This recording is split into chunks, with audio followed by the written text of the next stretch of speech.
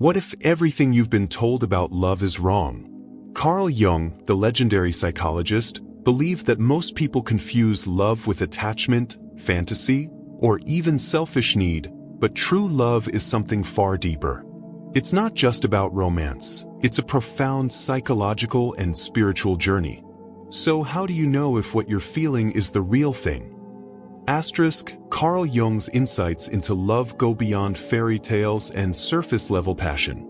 He saw love as a force that shapes not just our relationships, but our very souls. According to Jung, real love isn't about finding your other half. It's about becoming whole yourself while walking alongside another. It demands self-awareness, courage, and the willingness to face both light and shadow. But how can you recognize it? In this video, we'll explore the 7 unmistakable signs of true love, according to Jungian psychology, signs that reveal whether your relationship is rooted in deep connection or mere illusion. Sign number 1. Love is not possessive. Carl Jung's vision of love was radically different from the cultural myths that portray it as ownership or emotional dependency. He believed that true love flourishes only when both individuals are free, not just physically, but in their thoughts, desires, and inner growth. Possessiveness, in Jung's view, isn't love at all, it's fear disguised as affection. When we try to control another person, whether through jealousy, demands, or subtle manipulation, what we're really revealing is our own insecurity, not devotion. Real love doesn't chain, it liberates. It says, "I choose you, but I do not claim you." This distinction is crucial because so many relationships suffocate under the weight of expectations rather than thriving in mutual respect. The line between love and attachment is often blurred, but Jung's psychology draws it clearly. Attachment is rooted in need. It clings, fears loss, and seeks comfort in the familiar, even when it's unhealthy. Love, on the other hand, is rooted in strength. It doesn't vanish when the other person changes or pursues their own path. Think of the difference between a closed fist and an open hand. Attachment grasps tightly, terrified of emptiness. Love holds lightly, trusting that what's meant to stay will stay. This doesn't mean love is indifferent. It means it prioritizes the other's humanity over one's own cravings for security. A striking example of this principle is how healthy relationships nurture personal growth rather than stifle it. Consider 2 people who support each other's ambitions, even when those dreams pull them in different directions temporarily.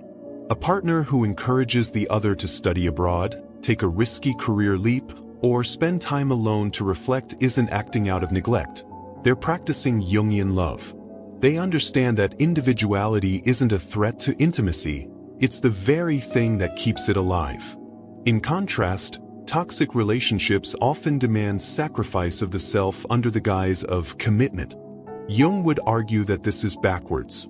Only by honoring each other's wholeness can a couple create something enduring. This idea also confronts one of society's most pervasive myths, that love means 2 people complete each other. Jung rejected this entirely. His concept of individuation teaches that we must first become complete within ourselves, facing our shadows, integrating our contradictions, before we can authentically love another. Otherwise, we risk using relationships as crutches, projecting our unmet needs onto our partners. True love begins when we stop demanding that someone else fill our voids and instead appreciate them as separate, sovereign beings. It's the difference between saying, "I need you to be happy," and "I am happy, and I celebrate you." Ultimately, Jung's perspective calls for a courageous kind of love, one that embraces uncertainty and rejects control. It asks us to examine whether our actions come from generosity or fear, from admiration or dependency. In a world that often equates passion with possession, this first sign of true love is perhaps the hardest to live by and the most transformative. Because when we finally release the instinct to own, what we gain is far richer, a connection that's chosen freely, every day, by 2 people who don't belong to each other but choose to walk together. Sign number 2. You accept their shadow. One of Carl Jung's most profound contributions to psychology was his concept of the shadow, the hidden, often unconscious parts of ourselves that we reject, deny, or suppress. These might be traits we deem unattractive, embarrassing, or even shameful: our anger, selfishness, insecurities, or past mistakes. But Jung argued that true love isn't about finding someone who fits a perfect ideal. It's about embracing the whole person, shadow included. When we love authentically, we don't just adore the polished, socially acceptable version of someone, we accept the messy, contradictory, and imperfect human beneath. This doesn't mean tolerating abuse or harmful behavior, but rather recognizing that flaws are an intrinsic part of being human. To love someone's light without acknowledging their darkness is to love an illusion, not a real person. Modern relationships often suffer from a kind of projection sickness, where we unconsciously assign our own unmet needs or fantasies onto our partners. We expect them to be endlessly patient, perpetually kind, or eternally exciting, qualities no human can sustain. Jung warned that this idealization is a trap. When we project perfection onto someone, we set them up for failure and ourselves for disappointment. Real love requires seeing the other clearly, not as a blank screen for our desires. It asks, "Can I love you when you're not who I imagined you'd be?" This shift from projection to acceptance is painful but necessary. It means releasing the fairy tale and choosing the flesh and blood reality instead. A powerful example of shadow acceptance is loving someone through their struggles, not as a fixer or savior, but as a witness. Imagine a partner who loses their job and spirals into self-doubt, or a lover who reveals a childhood trauma they've carried in silence. In these moments, we face a choice. Do we withdraw because their pain disrupts our comfort? Or do we meet them where they are, without judgment? Jungian love leans toward the latter. It understands that vulnerability is the gateway to intimacy. When someone shares their shadow with us, their fears, regrets, or perceived weaknesses, they're offering us their truth. To reject it is to reject a part of their soul. This doesn't mean we should romanticize toxicity or stay in relationships that erode our well-being. Jung's point is subtler. Love isn't about fixing someone's shadow but acknowledging it, in them and in ourselves. Often, the traits that irritate us most in others are the ones we've disowned in ourselves. A partner's stubbornness might trigger us because we've denied our own. Their neediness might repel us because we fear our own dependence. In this way, relationships become mirrors. The more we make peace with our own shadows, the more compassion we can extend to theirs. Ultimately, Jung's vision of love is deeply honest. It asks us to confront the uncomfortable truth that no one is perfect, and that's okay. In fact, it's more than okay, it's what makes love real. When we stop demanding that our partners conform to our fantasies, we open the door to something far more precious, a bond that's rooted in reality, resilience, and mutual grace. This is the alchemy of shadow work in love, the transformation of despite into because. Because you are flawed, I see your humanity. Because you are whole in your brokenness, I love you. Sign number 3. Love inspires growth. Carl Jung's concept of individuation, the lifelong process of becoming our most authentic, integrated selves, reveals a startling truth about love. The healthiest relationships don't just make us happy, they make us grow. Unlike the shallow comforts of codependency, where two people cling to each other out of fear or emptiness, Jungian love acts as a crucible for transformation. It challenges us, stretches us, and at times even unsettles us, not out of cruelty, but because real love refuses to let us stay stagnant. When two people are committed to their own and each other's evolution, the relationship becomes more than a partnership. It becomes a living, breathing journey toward wholeness. This kind of love doesn't shy away from difficult conversations or uncomfortable truths. Instead, it embraces them as opportunities for deeper understanding. Imagine a couple where one partner feels called to pursue a creative passion, writing, painting, or starting a business, but fears the risk of failure.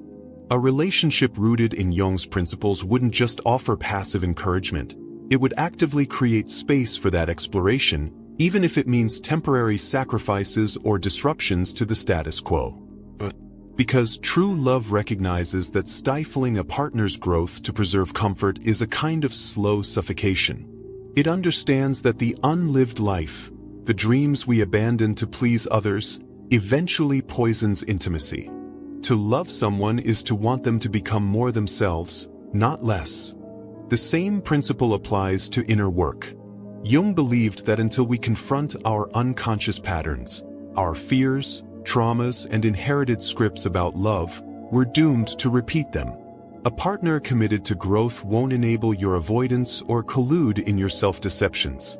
They'll gently, but firmly, reflect back to you when you're acting from old wounds rather than present truth. For example, if you're stuck in people-pleasing, they might point out how your constant self-effacement is eroding your voice. If you're trapped in perfectionism, they'll remind you that love isn't earned through performance. This isn't criticism, it's alchemy. The goal isn't to fix each other but to create a space where both can shed what no longer serves them. Of course, this requires immense trust and vulnerability. Growth is rarely linear. It involves setbacks, confusion, and moments of regression. A Jungian approach to love makes room for these stumbles without rescuing or infantilizing. Think of a partner who struggles with anxiety. The loving response isn't to eliminate every stressor for them, which would only reinforce dependency, but to support them as they develop their own resilience. It's the difference between saying, "I'll handle this for you," and "I believe in your capacity to handle this, and I'm here while you learn." Ultimately, love that inspires growth is love that sees potential. It looks at a person and whispers, "You are not yet who you could be, and that's beautiful." This vision is what separates transactional relationships from transcendent ones.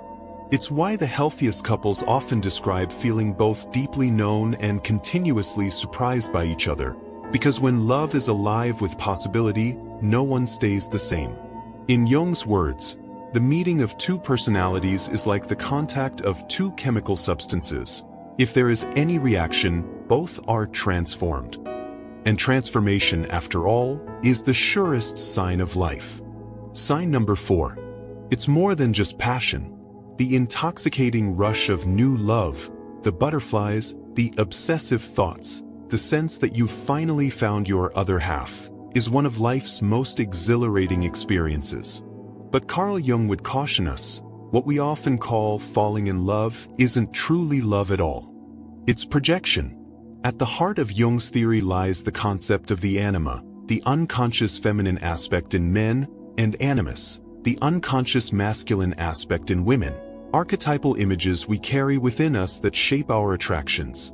When we're captivated by someone, we're often not seeing them as they are, but rather projecting our inner ideal onto them. This explains why the early stages of romance feel so magical. We're essentially falling in love with a fantasy, a mirror of our own psyche. The problem arises when the projection fades, as it inevitably must, and we're left facing a real, flawed human being where our dream once stood. This distinction between projection and authentic connection explains why so many passionate relationships burn out quickly. The intensity of infatuation is often inversely proportional to its depth. Jung observed that when two people relate primarily through these unconscious projections, their connection exists in a kind of psychic fantasyland, beautiful but ultimately insubstantial. True love, in contrast, emerges only after the projections have been withdrawn, when we've woken from the dream of perfect union to discover the richer, more demanding reality of loving an actual person. This transition from idealization to real seeing is painful but necessary. It's the difference between being in love with love and loving someone for who they truly are. What then sustains love when the fireworks fade? Jung would point to the quieter but more enduring foundations: friendship, respect, and what he called psychological relationship, the conscious, day-to-day choice to know and be known. Consider long-married couples who describe their partners as their best friends. Their bond isn't based on constant euphoria, but on shared history, mutual understanding, and the kind of comfort that comes from facing life's battles together. They've moved beyond the need for their partner to play a predetermined role, the perfect lover, the eternal caretaker, and instead appreciate them as a complete individual. This mature love includes passion but isn't dependent on it. It's able to weather seasons of boredom, conflict, and even temporary attraction to others because its roots run deeper than fleeting emotion. A striking example of this principle is how couples navigate midlife, when the projections of youth have fully dissolved. The husband realizes his wife isn't the eternally nurturing mother figure he unconsciously sought. The wife sees her husband isn't the fearless hero she imagined. For some, this realization spells the end of the relationship. But for those practicing Jungian love, it marks the beginning of something real, an opportunity to relate not as archetypes to each other, but as human beings. They discover new dimensions in their partner that the initial projection had obscured, the quiet strengths, the unexpected vulnerabilities, the evolving person emerging through years of shared life. This isn't to say passion has no place in lasting love. Jung valued eros as a vital force, but that it must be integrated with other forms of connection. The healthiest relationships maintain a spark not through constant novelty or drama, but through the courage to keep showing up authentically. When two people commit to seeing each other clearly, with all their contradictions, changing desires, and evolving selves, they create a love that's dynamic rather than static. It's the difference between a firework, spectacular but brief, and a hearth, steady, warming, able to be rekindled night after night. In Jung's vision, true love isn't about finding the perfect person, but about learning to see an imperfect person perfectly, which is to say, completely, honestly, and with an ever-deepening sense of wonder at the mystery of the other. Sign number 5. You feel whole, not incomplete.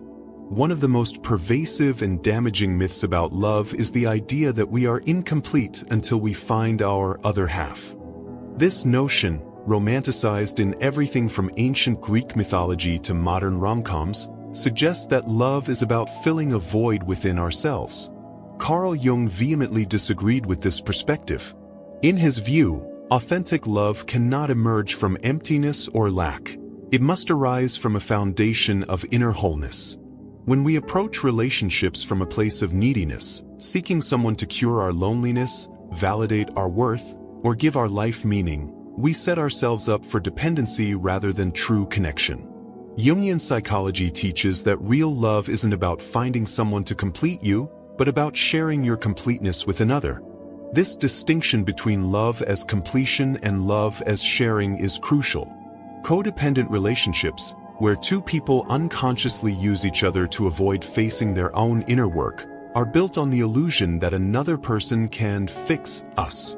A classic example is the partner who relies on their significant other to regulate their emotions, demanding constant reassurance to soothe their insecurities or becoming emotionally unmoored when apart. Jung would argue this isn't love at all, but a form of psychological bargaining. I'll give you love if you make me feel secure. The tragedy of codependency is that it traps both people in a cycle of need and resentment, stifling genuine growth. In contrast, when two whole individuals come together, their relationship becomes a space of mutual empowerment rather than emotional bartering. Jung's concept of individuation, the process of integrating our conscious and unconscious selves, suggests that we must first become whole within ourselves before we can healthily unite with another. This means doing the difficult inner work, facing our shadows, healing our wounds, and developing the capacity to sit with our own emotions without fleeing into another's arms. Consider someone who jumps from relationship to relationship, terrified of being alone. Each new partner temporarily numbs their anxiety, but the underlying emptiness remains untouched. Jung would say this person isn't seeking love, they're seeking escape from themselves. Until they learn to be at peace in solitude, they'll continue projecting their unmet needs onto their partners, turning love into a form of emotional hostage-taking rather than free giving. A powerful example of wholeness in love is when two people maintain their individuality even in deep connection. They don't lose themselves in the relationship. Instead, they bring their full, independent selves to it. You might see this in a couple who supports each other's separate friendships and hobbies, who can spend time apart without anxiety, or who don't demand that their partner share all their interests. Their bond isn't threatened by differences because it's not based on fusion, but on respect for each other's autonomy. This kind of love says, "I don't need you, but I choose you," again and again. The healthiest relationships function from a place of abundance rather than scarcity. When we're whole within ourselves, we don't love out of fear of being alone, fear of abandonment, fear of inadequacy, but from a genuine desire to share and connect. This shift transforms the nature of love entirely. Instead of clinging possessively, we're able to give freely. Instead of demanding constant validation, we're able to appreciate our partner without making them responsible for our self-worth. Jung's perspective invites us to reframe love not as a salvation from our incompleteness, but as a celebration of our wholeness. In doing so, we move beyond the child's hunger for someone to fill our voids and step into the adult's capacity to walk alongside another, not as two halves making a whole, but as two wholes making something greater. As Jung himself put it, the privilege of a lifetime is to become who you truly are. And only from that place of authenticity can true love begin. Sign number 6. Love has a spiritual dimension. For Carl Jung, the most profound experiences of love transcended psychology. They touched the realm of the sacred. He saw in romantic love an echo of the hieros gamos, or sacred marriage, an ancient archetype representing the union of opposites into a greater whole. This wasn't merely poetic metaphor. Jung believed that when two people connect at the deepest level, they participate in something timeless and universal, a psychological and spiritual alchemy that mirrors the divine. In this light, true love isn't just a personal bond but a cosmic event, a meeting point between human and transcendent. Those who have experienced this dimension of love often describe it in uncanny terms. A sense of recognition, as if they've known each other beyond this lifetime, or a feeling that their meeting was fated by forces greater than chance. Jung introduced the concept of synchronicity, meaningful coincidences that defy logical explanation, as evidence of the psyche's connection to a deeper order. In the context of love, synchronicities often appear as signs. Perhaps you and your partner discovered you were in the same place years before meeting, or you share the same obscure childhood memory. These aren't just charming anecdotes. To Jung, they signal that the relationship serves a purpose beyond personal happiness. The universe, through these whispers of symmetry, hints that this love is part of a larger narrative, one that calls both individuals toward growth and transformation. A couple might find that their union catalyzes profound changes, healing old wounds, awakening creativity, or even altering life paths in ways that feel divinely orchestrated. Across cultures and eras, human beings have instinctively described transcendent love in spiritual terms, as a mirror of the soul's journey or a taste of the sacred. Jung would argue this is no accident. When we love deeply, we touch an archetypal reality. The lover becomes, in some way, a bridge to the numinous. This explains why the loss of such love can feel like a spiritual crisis, and why its presence can evoke awe. Consider the example of two people who, after meeting, experience a cascade of inner revelations, dreams that intertwine, intuitive knowing, or shared visions of the future. These phenomena, often dismissed as fantasy, were to Jung evidence of the psyche's boundless depth. In true love, the personal and transpersonal merge. The beloved reflects not just who we are, but who we might become when touched by grace. This spiritual dimension carries a paradox. While such love feels fated, it also demands conscious participation. The sacred marriage archetype isn't about passive bliss, but active co-creation. Jung warned that the euphoria of meant to be can devolve into entitlement unless paired with humility and work. Those who've known this depth of connection often speak of it as both gift and task, a calling to nurture something beyond themselves. A couple might feel they were brought together, but the real magic lies in what they choose to build with that spark. Here, love becomes a spiritual practice, a daily invitation to see the divine in each other's flaws, to forgive as the universe forgives, and to serve the bond as something holy. In Jung's vision, this is love's highest purpose, not just to make us happy, but to make us whole, and in doing so, to remind us of our place in the great mystery of existence. Sign number 7. It challenges you. The romantic ideal of love as endless harmony and effortless compatibility is not only unrealistic, it fundamentally misunderstands love's true purpose. Carl Jung saw relationships as the most powerful crucible for psychological and spiritual growth, precisely because they don't allow us to remain comfortable in our illusions. True love isn't soothing, it's transformative. It confronts us with all the parts of ourselves we've avoided, our insecurities, our controlling tendencies, our hidden wounds, and demands we face them. This is why the people we love most deeply are often the ones who trigger us most intensely. Their very presence acts as a mirror, reflecting back not just who we pretend to be, but who we actually are, in both our light and our darkness. What we call chemistry is often this unconscious recognition, an intuitive knowing that here is someone who will reveal us to ourselves, for better or worse.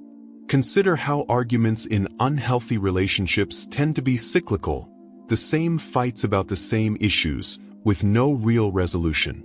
Jung would say this happens because we're not actually engaging with the root of the conflict, which is almost always internal rather than interpersonal. When your partner's messiness triggers your rage, it's likely touching a deeper wound, perhaps your childhood experience of chaos, or your fear of being out of control. In healthy love, these moments become opportunities for excavation rather than blame. A couple might fight about household chores, but if they're practicing Jungian awareness, they'll eventually ask, "Why does this affect me so much? What old story is this triggering?" The argument then becomes a doorway, not a battleground. This is how love challenges us, by turning every friction point into a chance to know ourselves more honestly. The most growth-oriented relationships often feature what Jung called the containment of conflict, the ability to stay present with tension without fleeing or retaliating. Imagine a partner points out your defensive behavior. Your instinct might be to counterattack or withdraw. But if you can pause and consider their feedback, you begin the real work.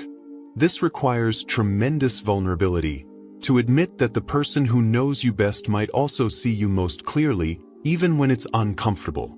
Over time, this practice transforms the relationship into a sacred container where both people feel safe enough to be challenged, because they trust the love is stronger than the discomfort. The reward is intimacy that deepens through difficulty rather than in spite of it, a love that evolves as you do. Jung's vision reminds us that love isn't about finding someone who never disturbs your peace, but finding someone whose disturbances lead you to a greater peace. The partner who irritates your impatience is teaching you patience. The one who triggers your jealousy is inviting you to examine your self-worth. Even heartbreak, in this light, becomes initiation, a brutal but necessary stripping away of illusions. To love this way is to embrace a paradox, that the person who disrupts your world may be the very one helping you find your true place within it. In the end, we don't find ourselves by gazing lovingly into another's eyes, but by recognizing ourselves in the reflections, both flattering and unflattering, that their presence reveals. This is love's greatest challenge and gift, not to complete us, but to show us where we remain incomplete, and to walk with us as we grow. Carl Jung's vision of love shatters the modern myths of romance, revealing something far more demanding and magnificent. Through these 7 signs, from releasing possessiveness to embracing challenges, we see that true love isn't a passive state of bliss, but an active path of awakening. It asks us to move beyond projection and neediness, to honor both light and shadow in ourselves and our partners, and to recognize that the deepest relationships are those that transform us at the soul level. This isn't the love of fairy tales, it's the love of alchemists, one that turns the base metal of our unconscious patterns into the gold of self-awareness and genuine connection. Jung's ultimate message is clear: love's highest purpose isn't comfort or completion, but evolution. The most profound relationships act as mirrors, guides, and sometimes even gentle provocateurs, nudging us toward our unlived potential. When we stop asking, "Does this person make me happy?" and start asking, "Does this relationship help us both grow?"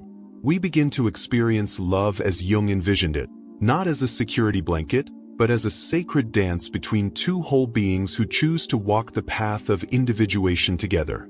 As we leave these insights, consider this invitation. Look at your closest relationships through this lens. Do they encourage your authenticity or demand your conformity? Do you feel larger or smaller when you're with this person? Are your conflicts repetitive, or do they lead to new understanding? Remember that transformation isn't always comfortable. If your relationship is challenging you, it may be doing exactly what true love should. The question isn't whether your love story is perfect, but whether it's alive with meaning and mutual becoming. That's the Jungian test, and the beginning of love's greatest adventure.